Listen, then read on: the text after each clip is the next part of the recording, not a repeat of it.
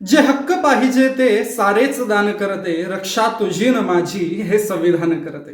15 August 1947ला Bharat स्वातंत्र्य झाल्यानंतर प्रत्येकाच्या मनामध्ये एक प्रतिप्रश्न होता. आणि तो प्रश्न म्हणजे की नेमका याच्यानंतर भारत कशा पद्धतीने चालणार आहे, याची घटना कशा पद्धतीने असणार आहे. पण खरंच बऱ्याच जणांना या गोष्टीची भीती वाटत होती की भारत पारतंत्र्यामध्ये येण्याच्या आधी ज्या पद्धतीने मनुसंहितेनुसार चालायचा तसा हा देश चालणार आहे का, आणि तसं जर चालणार असेल तर मग याच्या आधी असणारी गुलामगिरी किंवा याच्या आधी असणारं पारतंत्र्य काय नवलं होतं. आणि म्हणून या सगळ्यांवरती उपाययोजना म्हणून अनेक अशा घटनात्मक स्थितीतना प्रत्येकाने आपापल्या स्तरावरती लोकशाही गणराज्य घडवण्याकरता अतोनात प्रयत्न केले गेले. आणि त्याच्यानंतर प्रामुख्याने एक समिती नेमण्यात आली, ती म्हणजे मसुदा समिती. संविधानाच्या अनेक अशा समित्या नेमत गेल्या, पण सर्वात प्रमुख समिती ती म्हणजे मसुदा समिती. आणि त्या मसुदा समितीचे अध्यक्ष म्हणजेच डॉक्टर बाबासाहेब आंबेडकर यांनी सर्वांना एकत्रित घेऊन, म्हणजे आपण असं म्हणू शकतो आज SC ST NT OBC open आदी सर्वांनी असे प्रश्न उपस्थित केलेले आहेत की कशा पद्धतीने आम्हाला डावळलं गेलंय, आरक्षणापासून आम्हाला कसं वंचित ठेवलं गेलंय. पण डॉक्टर बाबासाहेब आंबेडकरांनी सर्वांना योग्य पद्धतीचं समान न्याय देत खऱ्या अर्थाने देशांच्या पुढील असणाऱ्या आव्हानांवरती एक उपाय म्हणून 26 नोव्हेंबर 1949 साली घटना लिहून तयार केली आणि ती लागू केली गेली 26 जानेवारी 1950 साली.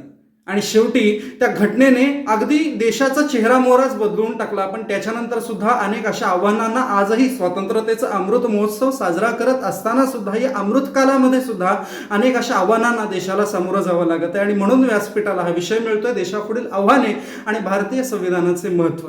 खऱ्या अर्थाने विशद करताना महत्त्वाचे अनेक असे विभाग पडत आहेत, पण त्याच्यामध्ये प्रामुख्याने मला सांगावंसं वाटेल की सध्या चाललेली राजकीय स्थिती आणि त्याच्यामध्ये होणाऱ्या आपल्यासारख्या सामान्य जीवांचे हाल याच्यावरती संविधान एक उत्तम पद्धतीने आपल्याला महत्त्वाचं ठरणार आहे. की म्हणजे संविधानाने आम्हाला हक्क दिलेला आहे की आम्ही स्वतःचं राज्य घडवू शकतो, लोकशाही गणराज्य घडवू शकतो, याची जबाबदारी पूर्णतः नागरिकावरती आहे. संविधान लिहिताना आजच्या आव्हानांवरती जेव्हा आपण बोलत असतो तेव्हा खऱ्या अर्थाने हे समजायला हवं की ज्या पद्धतीने देशाचा पंतप्रधान देशाकरता महत्वाचा आहे, त्याच पद्धतीने देशातला सामान्य माणूस सुद्धा तितकाच महत्वाचा आहे हे धरून चालणार आहे. आणि म्हणून अनेक अशा आव्हानांना आज जर आपण बघायला गेलो तर राजकीय स्तरावरती असताना अनेक अशा अडचणींना, अनेक अशा समस्यांना देशाला सामोरं जावं लागतंय. आणि त्याच्यावरती सर्वात महत्त्वाचा उपाय म्हणजे आपलं संविधान, ज्याने आपल्याला हक्क दिले मतदानाचं.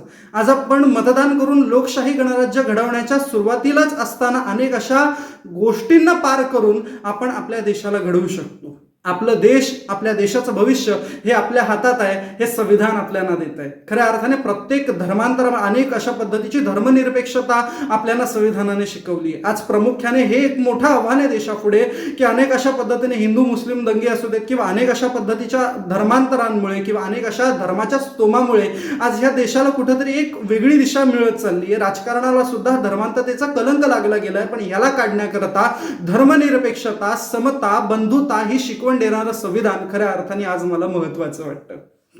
की ज्या पद्धतीने आजची स्थिती असताना आज मणिपूरची घटना आपण जर बघत गेलो तर एवढ्या अमृत महोत्सवानंतर सुद्धा आपल्या देशातल्या स्त्रियांवरती अशा पद्धतीचे अत्याचार होत आहेत, हे सुद्धा देशाच्या पुढील एक खूप मोठं आव्हान आहे. आणि त्याच्यावरती संविधान हे खूप मोठं उपाय आहे, फक्त जे त्याने वापरायला हवं. डॉक्टर बाबासाहेब आंबेडकरांनी संविधानाचं महत्त्व विशद करताना सांगितलं की संविधान हे खूप अप्रतिम आहे आणि त्याहीपेक्षा त्याच्यामध्ये अनेक अशा कायद्यांची तरतूद केली गेलेली आहे, पण त्याला आपण कशा पद्धतीने वापरतोय, त्याला आपण कशा पद्धतीने समजून घेतोय हे सुद्धा तितकंच महत्वाचं आहे. आज आमच्यासारखे अनेक असे सुशिक्षित असून सुद्धा अनेक लोकांना नोकरी करता जेव्हा बाहेर पडतात तेव्हा त्यांना नोकरी मिळत नाही, तर अशा वेळेला त्यांना सुद्धा संविधानिक स्थितीवरती स्वतःच्या हक्काकरता लढण्याची मूलभूत अधिकारता संविधानाने दिली आहे. आज सुशिक्षित बेरोजगारी ही सुद्धा देशापुढे असणारी एक खूप मोठी समस्या आहे, हे खूप मोठं आव्हान आहे. अजून पुढे जाऊन सांगायचं झालं तर शेतकऱ्यांच्या समस्या, स्त्रियांच्या समस्या, नवे परराष्ट्र धोरण आदी त्या पद्धतीने युद्धाच्या वेळेला अगदी आणीबाणीच्या स्थितीत असताना सुद्धा संविधानाचं खूप मोठं महत्त्व आपल्याला डॉक्टर बाबासाहेब आंबेडकरांनी खऱ्या अर्थाने दिलंय. आणि म्हणून विषयाचं शेवट करताना एवढंच सांगेन की खऱ्या अर्थाने आपण संविधानाला कोणत्या दृष्टीने बघतोय, आपण खऱ्याच अर्थाने संविधानिक स्थितीने वागतोय का, याचा प्रत्येकाने ज्याच्या त्याच्या ठिकाणी राहून स्वतःचा आत्मपरीक्षण करायला हवं, एवढंच सांगेन. शेवटी जाताना इतकंच सांगेन की डॉक्टर बाबासाहेब आंबेडकरांनी तर खूप काही लिहिलं, पण आम्ही त्यांच्याकडनं काय शिकलो हा व्यक्तिगत विचार करण्याचा प्रत्येकाचा एक आद्य कर्तव्य आहे. एवढंच विशद करतो आणि थांबतो.